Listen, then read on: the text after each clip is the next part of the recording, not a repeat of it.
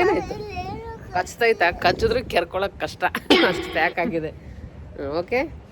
ನಾವಿವತ್ತು ಯನಾಗೋಸ್ಕರ ಝೂಗೆ ಹೋಗೋಣ ಅಂತ ಪ್ಲ್ಯಾನ್ ಮಾಡಿದ್ದೀವಿ. ಆ್ಯಕ್ಚುಲಿ ನಮ್ಮ ಒಂದು ಪ್ಲ್ಯಾನಲ್ಲಿ ಝೂ ಇರಲಿಲ್ಲ. ಬಟ್ ಆಮೇಲೆ ಅನಿಸ್ತು ಯನಾಗೆ ಕರ್ಕೊಂಡು ಹೋಗೋಣ, ಅವಳು ಕೂಡ ಎಂಜಾಯ್ ಮಾಡ್ತಾಳೆ ಅಂತ. ಸೊ ಹಾಗೆ ಆನ್ ದ ವೇ ಹೋಗಬೇಕಾದ್ರೆ ಇಲ್ಲಿ ನಮಗೆ ಒಂದು ಒಳ್ಳೆ ಫೋಟೋ ತೆಗೆಸ್ಕೋಬೇಕು ಅನ್ನೋ ಸ್ಪಾಟ್ ಇತ್ತು. ಎಲ್ಲ ನೋಡಿದ್ರು ಅದೇ ಥರ ಸಿಗ್ತಾ ಇರುತ್ತೆ ಇಲ್ಲಿ, ಅದೊಂದು ಇಷ್ಟ ಆಗುತ್ತೆ.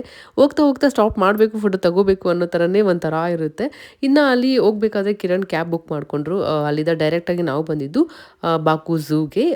ಸೊ ಇದು ಒಂದು ತುಂಬ ಚಿಕ್ಕದಾಗಿದೆ, ಸಿಟಿ ಮಧ್ಯದಲ್ಲಿದೆ. ನಾನೇನೋ ದೂರ ಇರುತ್ತೆ ಅಂತ ಅನ್ಕೊಂಡಿದ್ದೆ, ಬಟ್ ಸಿಟಿ ಮೇನ್ ರೋಡ್ ಹತ್ರನೇ ಒಂದು ಪುಟ್ಟದಾಗಿ ಒಂದು ಝೂ ಮಾಡಿದ್ದಾರೆ. ಚೆನ್ನಾಗಿದೆ ಒಂಥರ. ಹಾಗೆ ಇಲ್ಲಿ ನೋಡಿದ್ರೆ ಇಲ್ಲಿ ಇದು ನಾವು ಆ್ಯಕ್ಚುಲಿ ಆರ್ಟಿಫಿಷಿಯಲ್ ಆಗಿ ಏನಾದರೂ ಇಟ್ಟಿದ್ದಾರಾ ಏನೋ ಅಂತ ಅಂದ್ಕೊಂಡ್ವಿ. ಹತ್ರದಿಂದ ನೋಡಿದ್ರೆ ಅವ್ರು ಹೇಳಿದ್ರು ಇಲ್ಲ ಮಲ್ಕೊಂಡಿದೆ ಅದು ಅಂತ. ಕಣ್ಣು ಬಿಟ್ಕೊಂಡು ಮಲ್ಕೊಂಡಿರುತ್ತಾ ಅಂತ ಒಂದು ಡೌಟ್ ಬಂತು. ಸರಿ ಅಂದ್ಬಿಟ್ಟು ಅವ್ರು ಮೊಬೈಲಲ್ಲೇ ತೋರಿಸಿದ್ರು, ನೋಡಿ ಇದು ನಿನ್ನೆ ಈ ಥರ ಎಲ್ಲ ಫುಲ್ ಓಡಾಡ್ತಾ ಇತ್ತು, ಇವಾಗ ಎರಡೂ ಮಲ್ಕೊಂಡಿದ್ದಾವೆ ಅಂತ.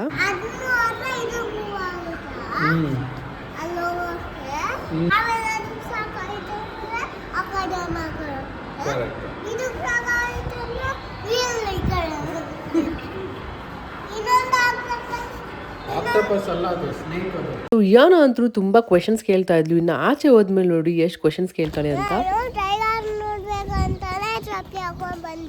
ಟೈಗರ್ ನೋಡ್ಬೇಕಂತಾನೆ ಚಪ್ಪಲ್ ಹಾಕೊಂಡು ರೆಡಿಯಾಗಿ ಬಂದಿದ್ದಾಳಂತೆ. ಮಕ್ಕಳು ಕೂಡ ಆರಾಮಾಗಿ ಕುತ್ಕೊಂಡು ನೋಡ್ಬೋದು ಅಂತ. ಏನು ವಾಸನೆ ಇರುತ್ತೆ ಮತ್ತೆ ಏನಂತೆ? ಗ್ಲಾಸ್ ಹಾಕಿದ್ರು ಬರುತ್ತೆ.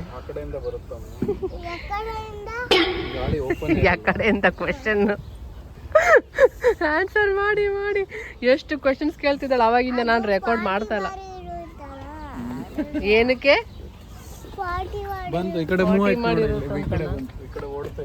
ಸೊ ಇವಳು ಇಷ್ಟು ಕ್ವೆಶನ್ಸ್ ಕೇಳೋದಕ್ಕೆ, ಎಂಜಾಯ್ ಮಾಡೋದಕ್ಕೆ ಅನಿಸ್ತು. ಓಕೆ ನಾವು ಬಂದಿದ್ದು ಒಳ್ಳೇದಾಯಿತು, ಮಿಸ್ ಮಾಡಿದ್ರೆ ಪಾಪ ಅವಳು ಇಷ್ಟೆಲ್ಲ ಮಿಸ್ ಆಗ್ಬಿಡ್ತಾಯಿತ್ತು ಅಂತ. ಎಲ್ಲದೂ ನೋಡಿದ್ಲು. ಟೈಗರ್ ನೋಡ್ಬೇಕಂತ ಜಾಸ್ತಿ ಕೇಳ್ತಾ ಇದ್ಲು. ಸೊ ಟೈಗರ್ ಕೂಡ ನೋಡಿ ಎಂಜಾಯ್ ಮಾಡಿದ್ಲು. ಇನ್ನು ರಿಟರ್ನ್ ಹೋಗ್ಬೇಕಾದ್ರೆ ನಮಗೆ ಕ್ಯಾಬೇ ಸಿಕ್ಕಿಲ್ಲ. ಹಂಗೂ ಹಿಂಗೂ ಮಾಡಿಕೊಂಡು ಹಾಗೆ ಆನ್ ದ ವೇ ತಿನ್ಕೊಂಡು ರಿಟರ್ನ್ ಹೊರಟ್ವಿ. ಫುಲ್ ವಿಡಿಯೋ ಯೂಟ್ಯೂಬಲ್ಲಿ ಇರುತ್ತೆ, ಚೆಕ್ ಮಾಡಿ.